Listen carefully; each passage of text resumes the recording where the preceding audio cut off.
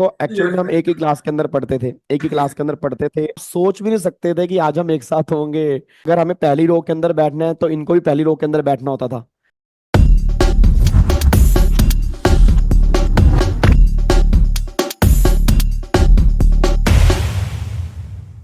और ये question actually मैं खुद सोच रहा था कि कैसे पूछूंगा, बट यकीन मानिए आप, अगर जो 10 क्वेश्चन आए थे, 10 में से लगभग 6 क्वेश्चन तो सेम टॉपिक पे था। इस वजह से मुझे इसे रखना पड़ा है।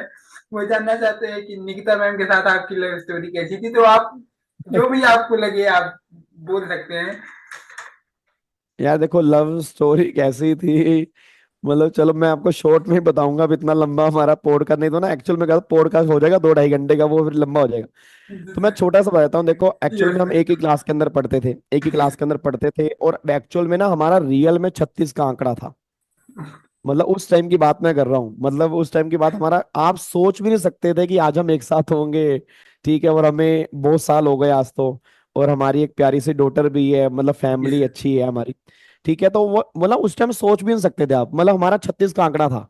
हम क्लासेस में जाते थे, तो अगर हमें पहली रो के अंदर बैठना है तो इनको भी पहली रो के अंदर बैठना होता था। तो ना हमारी हम आपस में लड़ाई होती थी कि नहीं ये वो। तो हम मैंने कहा था यार, मतलब कई बार मन में आता था यार क्या है यार ये। और एक्चुअल में वो बनी है और मैं पंजाबी हूँ। बट धीरे धीरे धीरे धीरे धीरे धीरे मतलब वक्त आगे बीतता गया। और मतलब मुझे ऐसा लगता है कि जो आज मुझे मेरी वाइफ है निकिता, तो हम्म उसने मेरा बहुत सपोर्ट किया मेरे सीए की लाइफ के अंदर भी।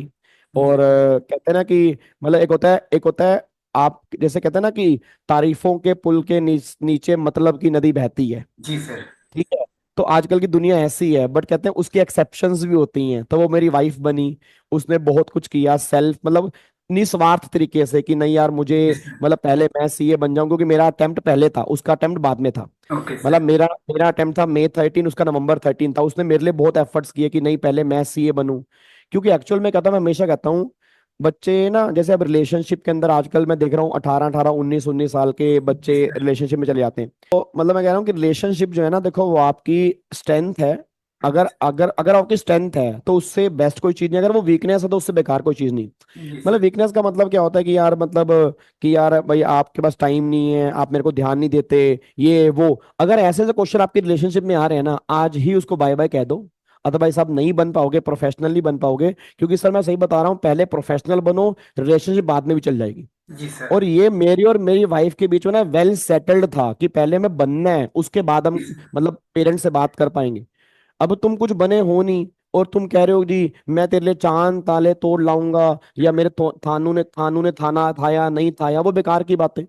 मतलब जेब में 10 रुपए नहीं है और बातें करें चांद तारे तोड़ लाने की, तो वो बेकार की बातें हैं, उनको थोड़ा सा आप साइड करें।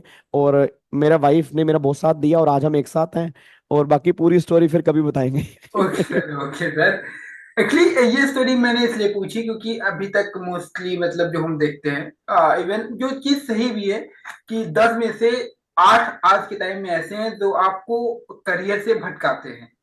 तो एटलीस्ट वो दो जो हैं, अगर कोई है तो उसे एटलीस्ट ये जानना चाहिए कि मैं सही डायरेक्शन में हूँ या नहीं हूँ। बिल्कुल इसीलिए मैंने बिल्कुल आपसे बिल्कुल। सवाल किया था। और थैंक यू, आपने जवाब दिया। आई होप लोगों को गाइडेंस मिल गई होगी। अब इसके बाद सर हमारा एक रैपिड फायर सेशन होगा।